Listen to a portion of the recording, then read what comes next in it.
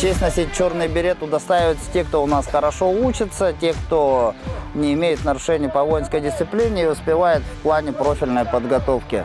Для того, чтобы у нас подчеркнуть значимость этого берета, у нас обязательно на этот берет сдают все офицеры-воспитатели, ну и сотрудники нашей школы.